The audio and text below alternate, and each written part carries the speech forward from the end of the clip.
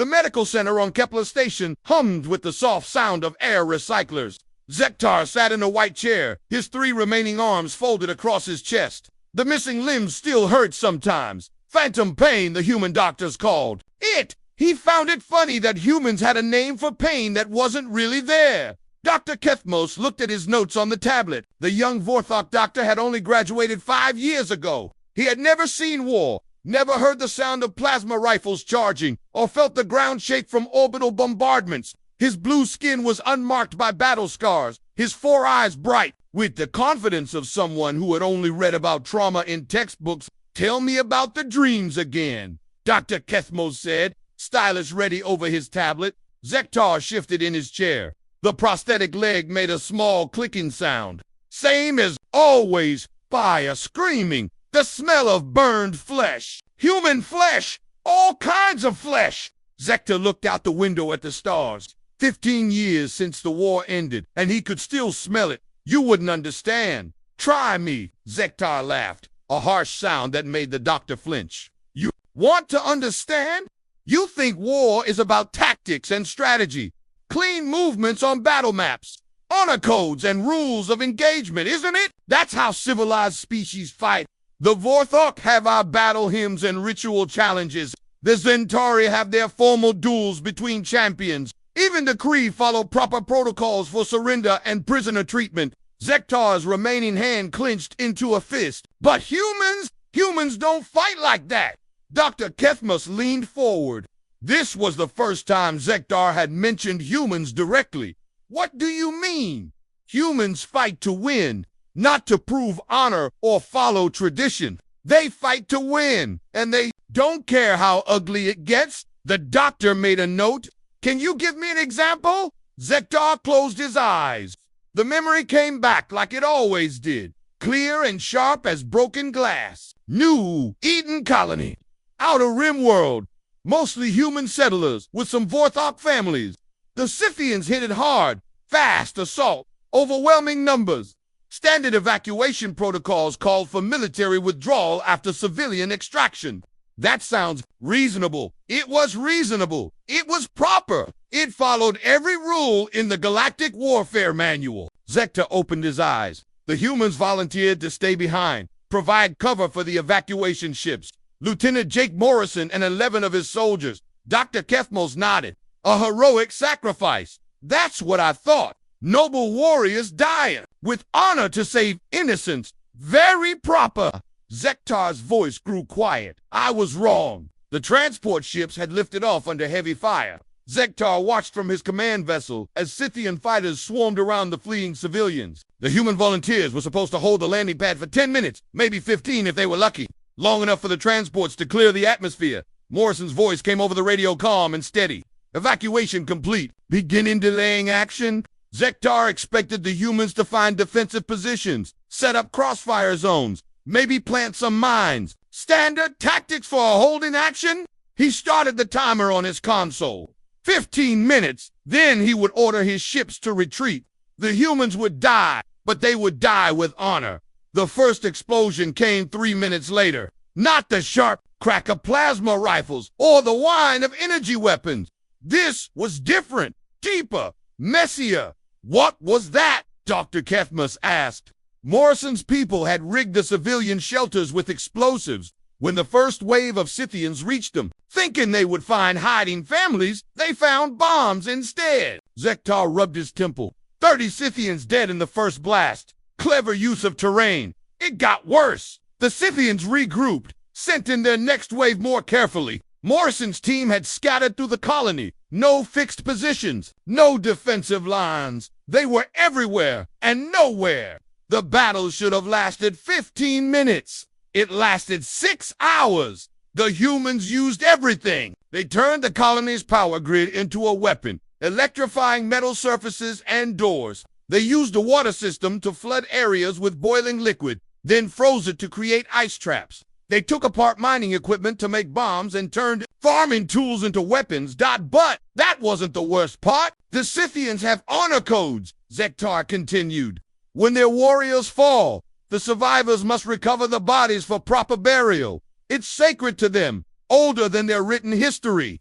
I'm familiar with their customs, Morrison figured that out real quick. Started using Scythian corpses as bait. He would rig the bodies with explosives, position them where the recovery teams would find them.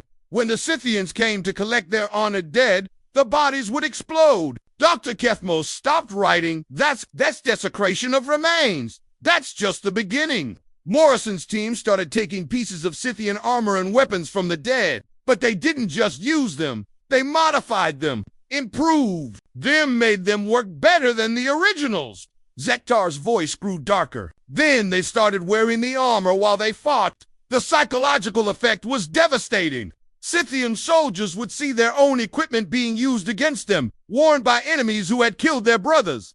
The humans looked like ghosts of dead Scythians using sacred armor for profane purposes. Morrison's voice kept coming over the radio, calling out status reports and tactical updates. His team was down to 8 men, then 6, then 4, but they never stopped talking.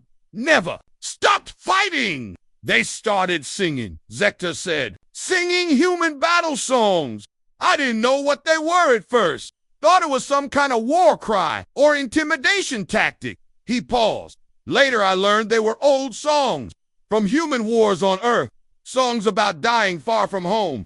The singing echoed through the empty colony as Morrison's soldiers fell one by one. Their voices carried over the radio, getting fewer but never quieter. They sang about green hills and mothers waiting at home.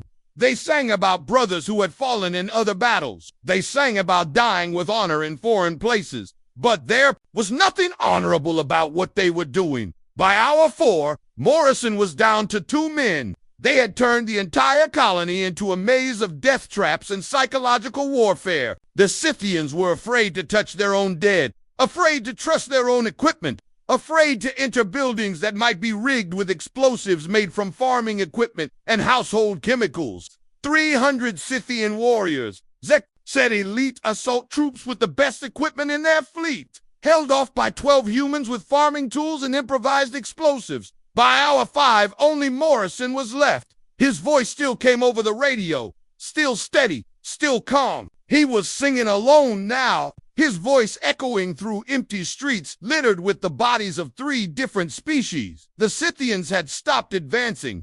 300 warriors, afraid of 1 human with a broken rifle and homemade bombs. Morrison lasted until the orbital bombardment started, Zektar said. The Scythian commander finally gave up trying to take the colony intact, decided to glass it from orbit rather than lose more troops to 1 human. And Morrison, still singing when the plasma fire hit him. I heard him over the radio right until the end. Never stopped singing, never asked for help, never begged for mercy. Zektar looked at the doctor. You know what the last thing he said was? Dr. Kethmos shook his head. He gave a casualty report. Professional, military standard. 12 Kia. Mission accomplished. Evacuation successful. Then he started singing again. Some song about going home. Zektar's voice cracked. The plasma fire took him in the middle of the chorus. The therapy room was quiet except for the hum of air recyclers. Dr. Kethmos had stopped taking notes. That's when I knew, Zektar said. Humans don't fight wars, they fight nightmares. They turn everything into a weapon, including their own deaths. They make the act of killing them into something that hurts you more than it hurts them. Dr. Kethmos cleared his throat. That was 15 years ago. The war is over now. Zektar looked at him with tired eyes. Is it? Dr. Kethmos had spent a week reading human military files. He sat across from Zektar with a thick folder of printed documents, his 4 eyes bright with academic curiosity. The young doctor thought he understood now. He thought the Morrison incident was just desperate soldiers doing desperate things. I've been researching human tactics, Dr. Kethmos said, settling into his chair. What you described sounds like improvised warfare under extreme stress. Understandable, given the circumstances. Zektar made a sound that might have been laughter. It wasn't a pleasant sound. You think Morrison was desperate. You think what he did was just panic and luck, wasn't it? Tell me something, Doctor. How long can your people survive without food? The sudden change of topic made Dr. Kethmos blink. Borthok metabolism requires nutrition every 8 days, or we begin to weaken. And without water, 3 days, maybe 4. Without proper medical supplies, depends on the injury, but serious wounds require treatment within hours or infection sets in. Zektar nodded slowly. Standard biological needs. Every species in the galaxy has similar limits. When supplies run out, armies surrender or retreat. It's basic military science. Double quotes. Dr. Kethmos made a note. What does this have to do with human combat? Let me tell you about Sergeant Lisa Campbell and the siege of Titan Base. The memory came easier this time, like a wound that had been picked at so often it no longer hurt to touch. Zektar had been part of the relief force, 3 months too late to do any good. Or so they thought. Titan Base was supposed to be a supply depot. Nothing fancy, just a place to store equipment and refuel ships on the edge of Scythian space. When the war turned bad, the base got cut off from all supply. Lines completely isolated, no way in or out. Standard procedure is to evacuate or surrender, Zektar said. No point dying for a supply depot. But the humans had voted to stay. 47 soldiers under Campbell's command, plus 32 civilian contractors. They had supplies for maybe 2 weeks if they rationed carefully. The siege lasted 3 months. The Scythians surrounded the base and waited. Zektar continued. No need to waste troops on an assault. Just wait for the humans to starve or run out of ammunition. Simple. Dr. Kethmos nodded. Logical strategy. Should have worked. Would have worked against any other species. Zektar shifted in his chair. But humans don't think like other species. After the first week, Campbell's people started what they called creative logistics. They turned the base's waste processing system into something else entirely. Human waste became fertilizer. Kitchen scraps became compost. They tore up floor panels and used the metal frameworks as growing beds. They were farming, Zektar said. Inside a military base, under siege, they were growing food. But that was just the beginning. The humans started taking apart everything that wasn't absolutely necessary. Light fixtures became metal for tools. Furniture became fuel for fires. Wall panels became building materials for new structures. We monitored their communications, Zektar said. Campbell had her people on 8-hour rotations. 8 hours fighting, 8 hours working, 8 hours sleeping. Every day, all day. For 3 months, what they were working on became clear when the relief force finally arrived. Campbell's engineers had figured out how to turn Scythian biotechnology into power sources. Not just scavenged equipment from dead enemies, they had captured living Scythian organisms and modified them, turned them into living batteries and environmental processors. That's impossible, Dr. Kethmos said. Biotech integration requires years of study and specialized equipment. Tell that to Campbell's team. They did it with spare parts and desperation. Zektar's voice grew darker, but they didn't stop there. The humans had started using Scythian corpses as raw materials. They harvested biometal from enemy armor and integrated it into their own equipment. They extracted neural tissue from dead Scythian commanders and used it to decode enemy communications. They were learning, Zektar said. Every Scythian they killed, they learned something new. How their weapons worked, how their armor was made, how their biology functioned. Dr. Kethmos stopped writing. That's desecration of enemy dead. Gets worse. Campbell's team started improving on Scythian designs. They took bioweapons that had evolved over millions of years and made them work better. In 3 months, with no laboratory equipment, the sea had become something else entirely. The Scythians weren't just waiting for the humans to starve anymore. They were afraid to attack because every assault gave the humans more raw materials to work with. Dead Scythians became spare parts. Wounded Scythians became test subjects. Living Scythians became sources of intelligence through interrogation techniques that violated several galactic conventions. Campbell kept detailed logs. Zektar said, read them after the siege ended. Every day, she recorded what they had learned, what they had built, what they had improved, like it was a research project instead of a battle for survival. The logs made for disturbing reading. Day 12, figured out how to turn Scythian blood into a nutrient paste. Day 26, successfully integrated enemy bio-armor with human equipment. Day 41. Decoded enemy tactical frequencies using harvested neural tissue. By day 60. Campbell's team wasn't just surviving the siege, they were thriving. When the relief force arrived, we expected to find desperate survivors clinging to life, Zektar said. Instead, we found humans wearing hybrid armor that was better than anything either species had built before. Campbell met the relief force at the main gate. She was wearing a combination of human engineering and Scythian biotechnology that looked like something from a nightmare. The armor was alive, pulsing with organic rhythms, but it responded to human commands with perfect precision. She was smiling, Zektar said. Campbell was smiling when she showed us what they had accomplished. The tour of the base was like walking through an alien laboratory. The humans had turned every room into a workshop or laboratory. They had living walls that processed air and water. They had weapons that grew ammunition from organic matter. They had communication systems that could tap into Scythian bio. How did they know how to do all this? Dr. Kethmos asked.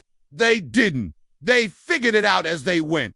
Trial and error. Experimentation. Zektor paused. They used captured Scythians as test subjects. The humans had kept 17 Scythian prisoners alive throughout the siege. Not for interrogation or prisoner exchange. For research, they had studied Scythian biology, psychology, and technology using living subjects. Campbell showed the relief force her laboratory with obvious pride. Scythian prisoners in various stages of modification and study. Biotechnology experiments growing in tanks made from scavenged equipment.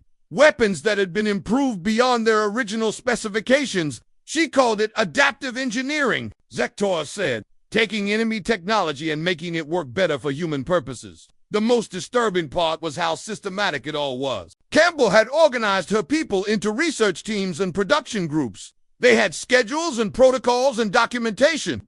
They had turned warfare into industrial research and development. The siege ended when we arrived, Zektar said, but Campbell's team didn't want to leave. The humans had requested permission to continue their research. They wanted to establish a permanent facility for studying and improving captured technology. They saw the siege not as a disaster to be escaped from, but as an opportunity to be expanded. Campbell submitted a formal report recommending that all future military operations include technological acquisition teams. Zektar said she wanted to turn scavenging enemy equipment into standard military doctrine. The report included detailed specifications for the hybrid weapons and armor her team had developed. It included protocols for prisoner research and biological experimentation. It included recommendations for how to turn extended sieges into research opportunities. The Galactic Command approved the report, Zektar said quietly. Dr. Kethmos looked up from his notes. They what? Campbell's innovations were too valuable to ignore. Her team's weapons were distributed to human forces throughout the galaxy. Her research protocols became standard procedure for technology acquisition. Zektar's remaining hand clenched into a fist. They turned her nightmare laboratory into a model for future operations. The therapy room was quiet. Dr. Kethmos had stopped writing again. That's when I realized, Zektar said, humans don't just adapt to survive, they adapt to improve. Every disaster becomes an opportunity. Every enemy becomes a teacher. Every limitation becomes a problem to be solved. He looked out at the stars beyond the window. Campbell retired with full honors. They gave her a medal for innovative engineering under adverse conditions. She opened a consulting firm that helps human colonies improve their defensive capabilities. And the Scythian prisoners, Zektar was quiet for a long moment. Some of them survived the research. Campbell's team kept detailed notes on what worked and what didn't. All very scientific. All very thorough. Dr. Kethmos closed his folder of research notes. Suddenly they seemed inadequate, like trying to understand an ocean by reading about puddles. The siege was 15 years ago, the doctor said. Zek nodded. Campbell's consulting firm is very successful. Humans across the galaxy send her their problems, and she sends back solutions. Dr. Kethmos arrived early for the third session. He had brought recording equipment this time, small devices that he tried to hide behind his folder of notes. Zektar noticed them immediately, but said nothing. The young doctor thought he was being clever. I've been thinking about our previous discussions, Dr. Kethmos said. adjusting the hidden recorder. The incidents you described, Morrison and Campbell, they seem like isolated cases. Exceptional circumstances, requiring exceptional responses. Zektar settled into his chair, the prosthetic limbs making their usual small mechanical sounds. You want to believe that? Makes it easier to sleep at night. What do you mean? You think those were special situations? Desperate humans doing desperate things because they had no choice. Zektar's remaining eyes focused on the doctor. You're wrong. Those weren't exceptions. Those weren't examples. Dr. Kethmos leaned forward, his academic curiosity overriding his caution. Examples of what? Standard human military doctrine. What they call adaptive warfare. Every human soldier learns these principles in basic training. Zektar paused, watching the doctor's expression change. Let me tell you about Captain Roy Henderson and the Ghost Protocol. The memory of Henderson was different from the others. Not violent or bloody, but somehow worse. More disturbing because it was so calculated, so methodical in its cruelty. Henderson commanded a reconnaissance unit during the middle phase of the war. 8 soldiers, all specialists in intelligence gathering and covert operations. Their mission was simple. Get behind enemy lines and report on Scythian troop movements. Standard recon work, Zektar said. Every military force has scouts. Nothing unusual about intelligence gathering. But Henderson's team didn't just gather intelligence, they shaped it. The first reports came in after 2 weeks, Zektar continued. Henderson's team had infiltrated Scythian communication networks. They were listening to enemy radio traffic, monitoring supply lines, tracking troop movements, all normal reconnaissance work. Dr. Kethmos made notes. That sounds like proper military intelligence. It was. For about a month, then Henderson started the Ghost Protocol. Instead of just listening to Scythian communications, Henderson's team began adding to them. They inserted false information into enemy reports. Small things at first, wrong coordinates for supply drops, incorrect casualty numbers from minor skirmishes, equipment failures that hadn't actually happened. Misinformation is a recognized tactic, Dr. Kethmos said. This wasn't misinformation. This was psychological surgery. Zektar's voice grew quiet. Henderson had figured out how Scythian command structure worked, how they made decisions, how they trusted information. The Scythians had a rigid hierarchy based on personal honor and battlefield reputation. Commanders who reported failures or losses lost status within their units. Officers who questioned orders from superiors faced punishment for insubordination. Henderson used this against them. His team started feeding false information that made Scythian units suspicious of each other. Reports of cowardice that weren't true. Accusations of equipment theft between allied units. Communications that suggested some commanders were planning to betray others. Within 6 weeks, 3 Scythian regiments were fighting each other instead of looking for human forces, Zektar said. But Henderson wasn't satisfied with turning enemies against each other. He wanted to turn them against themselves. The Ghost Protocol's second phase involved what? Henderson called perception management. His team began leaving evidence of their presence that was designed to make the Scythians paranoid about their own capabilities. They would sabotage Scythian equipment in ways that looked like manufacturing defects. They would plant false evidence that suggested Scythian technology was failing. They would stage attacks that made small human forces appear much larger than they actually were. The Scythians started losing confidence in their own weapons. Zek said they began to doubt their own sensors, their own communications, their own eyes. Henderson's masterpiece was the Battle of Zarian Prime. His 8-person team was tasked with reconnaissance of a major Scythian military installation. 2,000 enemy soldiers, heavy weapons, fortified positions. An impossible target for direct assault.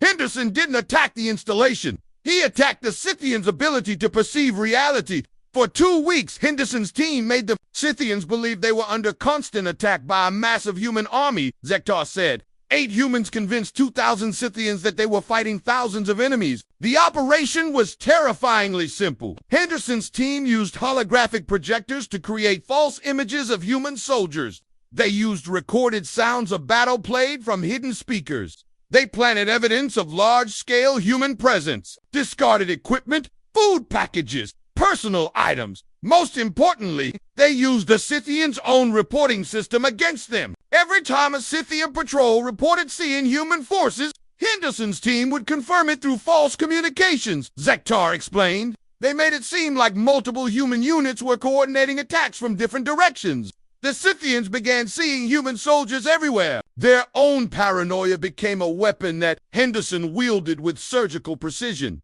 Patrols would report contact with human forces that didn't exist. Sentries would call in attacks that were just shadows and sound effects. Officers would receive confirmation of battles that were happening only in their minds. The Scythian commander requested reinforcements, Zektar said. He was convinced he was facing a full-scale human invasion. Command sent him 3 more regiments, 5,000 Scythian soldiers, all hunting for an enemy force that consisted of 8 humans with projectors and speakers. Henderson escalated the operation. His team began staging fake battles between imaginary human units and non-existent Scythian patrols. They created evidence of human casualties that made the Scythians believe they were winning small victories against a much larger force. The psychology was perfect, Zektar said.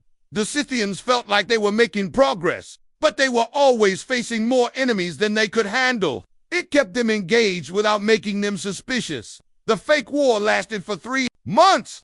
5,000 Scythian soldiers fought against phantoms while Henderson's real mission team completed their objectives unopposed. 50 kilometers away, Henderson's team mapped every Scythian installation in the sector, Zektar said.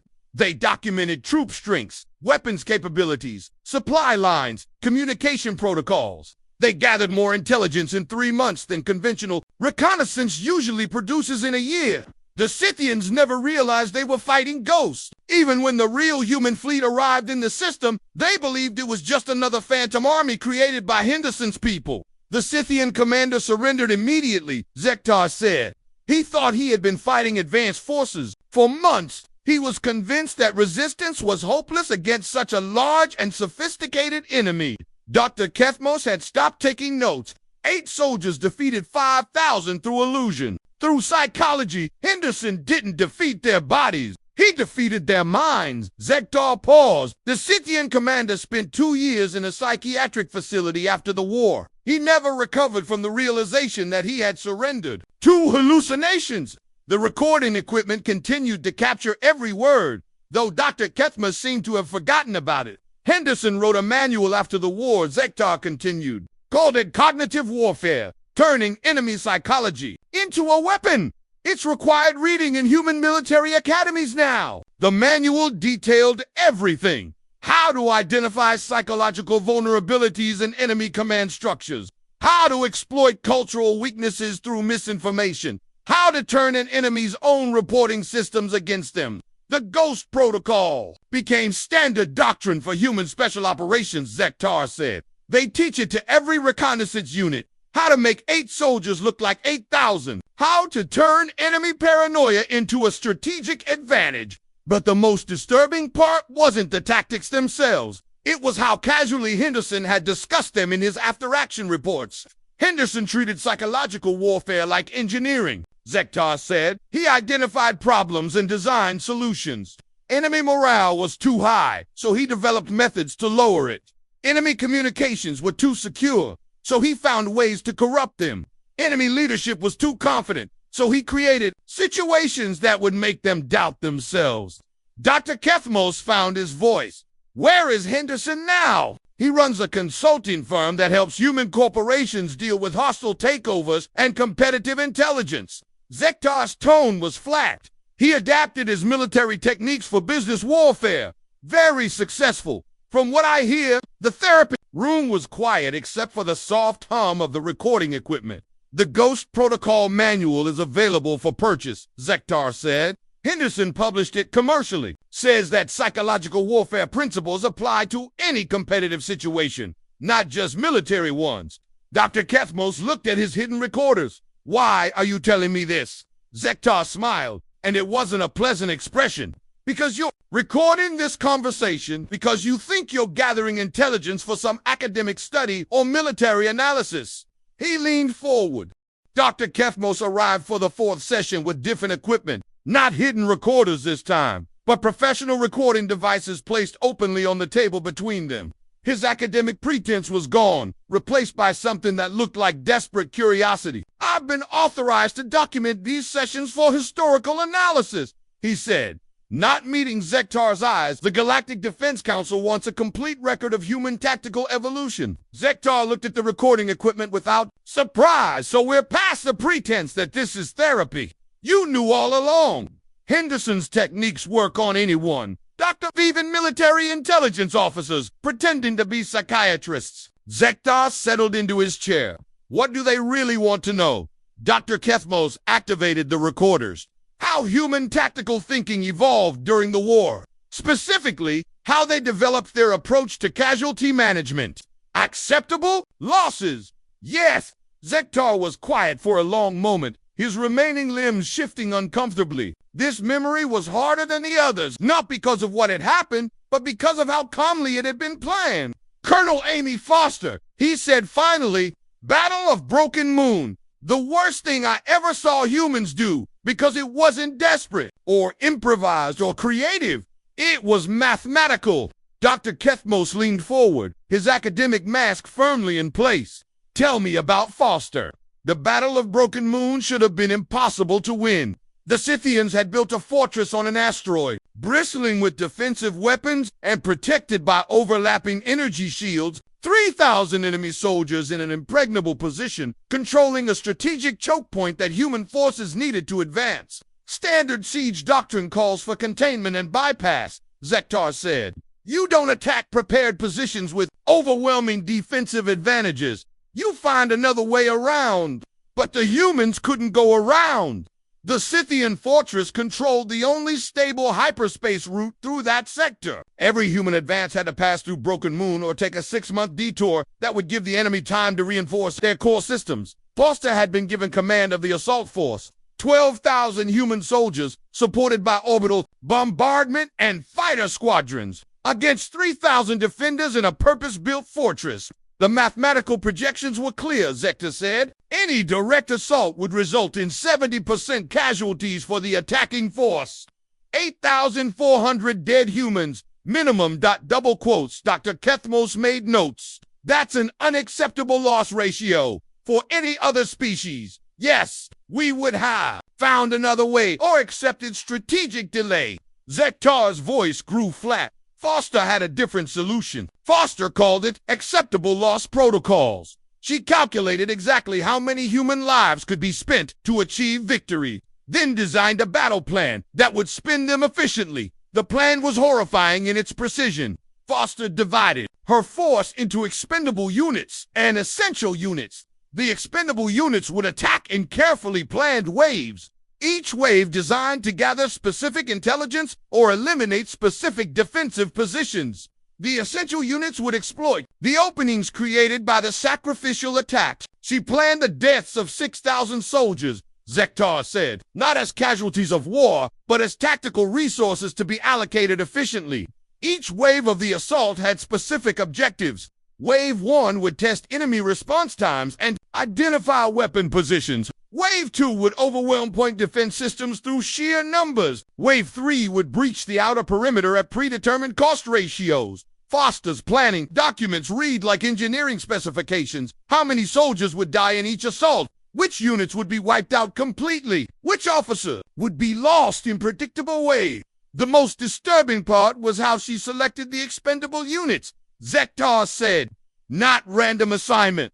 Careful psychological and tactical evaluation.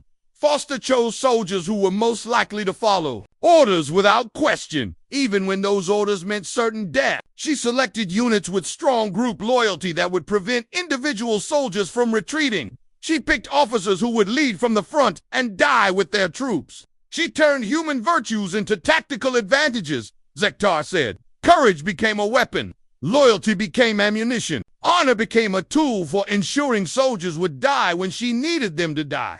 The battle began with orbital bombardment that was designed to look more effective than it actually was. Foster wanted the Scythians to feel confident in their defenses, while creating specific weak points that her ground forces could exploit. Wave 1 attacked exactly as planned. 800 humans against prepared positions. following routes that Foster knew would lead to their deaths. They gathered intelligence on enemy response patterns while being systematically destroyed. The soldiers didn't know they were being sacrificed. Zektar said they thought they were part of a coordinated assault. They died believing they were contributing to victory.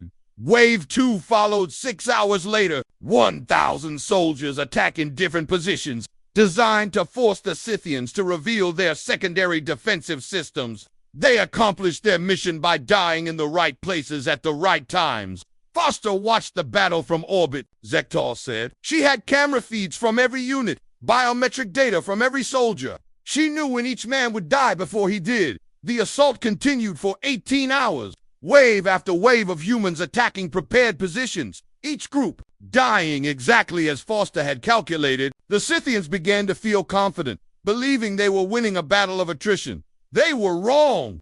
Foster wasn't trying to break through the defenses, Zektar said. She was mapping them.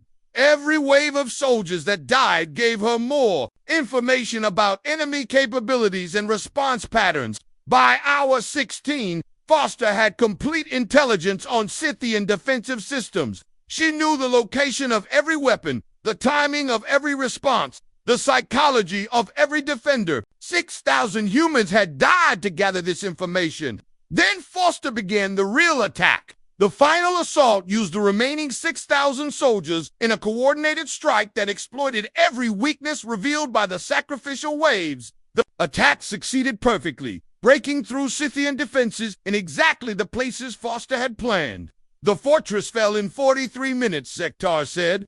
Foster's final wave lost only 300 soldiers because she knew exactly where the enemy weapons would be pointing and exactly how they would respond. But Foster hadn't finished with her calculations. She led the final assault personally, Zektar said. Not because she was brave or heroic, but because she had calculated that her death would provide the exact morale impact needed for victory. Foster's tactical analysis had determined that the sight of their commander dying heroically would inspire her remaining troops to fight with greater intensity. She planned her own death as carefully as she had planned the deaths of her soldiers. She timed it perfectly, Zektar said.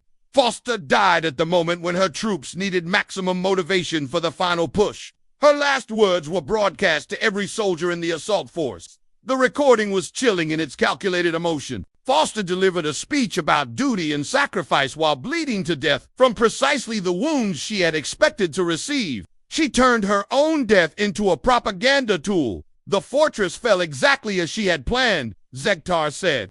Total human casualties, 6,312.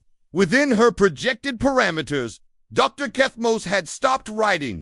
She calculated her own death, down to the minute. Foster's tactical computer had modeled the entire battle, including her own death scene. She knew exactly when to die for maximum tactical impact. The aftermath was even more disturbing than the battle itself. Foster had left behind detailed manuals explaining her acceptable loss calculations, mathematical formulas for determining how many soldiers could be sacrificed for specific tactical gains. The human military adopted her methods, Zektar said. They called it resource optimization protocols. Foster's approach to planned casualties became standard doctrine for assault operations. Foster's manuals were distributed throughout the human fleet. Officers learned to calculate acceptable losses with the same precision Foster had used.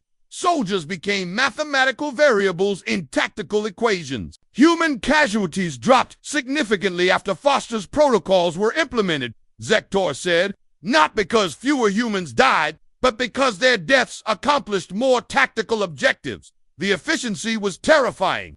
Human commanders learned to spend their soldiers' lives like currency, purchasing specific tactical advantages at predetermined costs. They turned death itself into a precision weapon. Foster received the highest military honors, Zektar said, posthumously, of course. They named a tactical academy after her. Foster Military Institute teaches her resource optimization methods to every human officer. Dr. Kethmas looked at his recording equipment. These protocols, are they still in use? Modified and improved? Human military science has advanced significantly since Foster's time. They've developed more efficient ways to calculate acceptable losses. Zektar paused. The current mathematical models can predict optimal casualty rates for any tactical situation. The therapy room was quiet, except for the hum of recording devices capturing every word. The fifth session took place in a different room, larger, with better recording equipment, and 3 additional observers sitting behind a one-way mirror. Dr. Kethmos had dropped all pretense of being a therapist. He wore a military uniform now, with the insignia of Galactic Defense Intelligence. "This is the final interview," he said, adjusting the professional recording array between them. "We need to understand how the war actually ended. Official records show human victory through conventional military success, but your previous accounts suggest something more complex." Zektar looked at the mirror, knowing who was watching from behind it. Military commanders from 6 different species, all eager to learn the final lesson in human warfare, all believing they were studying ancient history instead of current events. "You want to know about General Kyle Peterson," Zektar said. "Peterson commanded the final campaign against the Scythian core worlds. According to military records, he achieved decisive victory through superior tactics and coordinated assault." Dr. Kethmos consulted his notes. "Standard military triumph." Zektar laughed, the sound harsh in the sterile room. "Standard military triumph? Is that what they taught you in intelligence school? What really happened?" "Peterson didn't win the war. He ended it. There's a difference. The final campaign should have been the bloodiest phase of the conflict. The Scythians had retreated to their core systems, fortified worlds with billions of defenders and weapons capable of destroying entire fleets. Military projections estimated that conquering the Scythian homeworld would require 5 years and cost millions of lives. Peterson had a different approach. He called it total systemic victory," Zektar said. "Not defeating the enemy, but transforming them into something that couldn't be an enemy anymore." Dr. Kethmos leaned forward. "What does that mean?"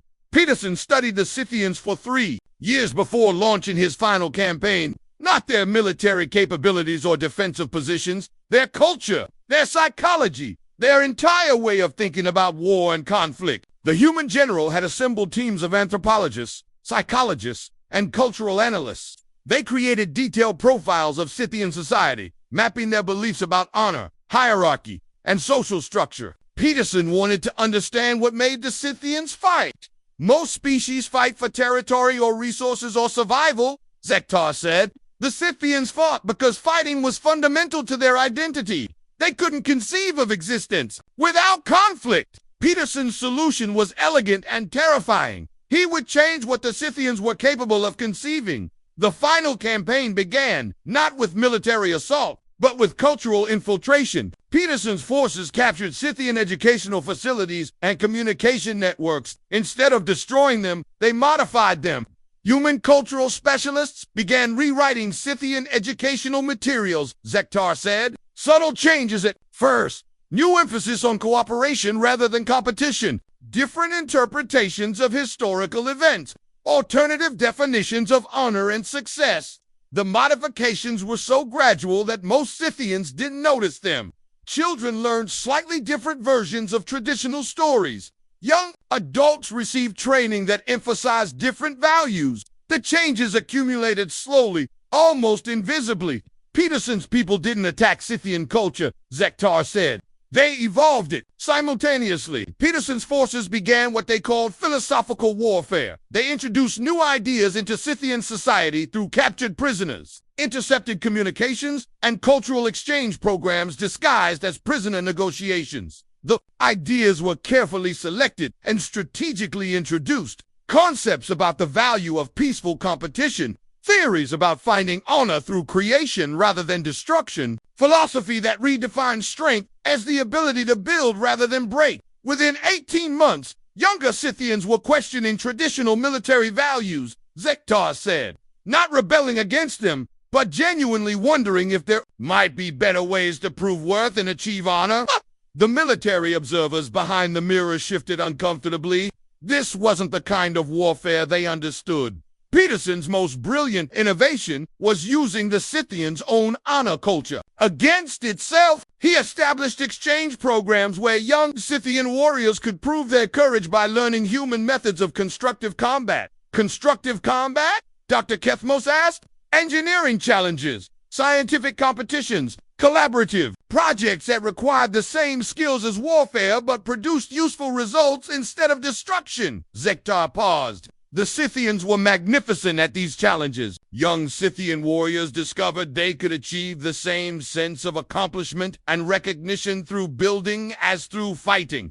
The honor codes that had driven them to war could be satisfied through other activities. Peterson turned their warrior culture into an innovation culture, Zektar said. Same competitive drive, same desire for excellence, but directed toward creation instead of destruction.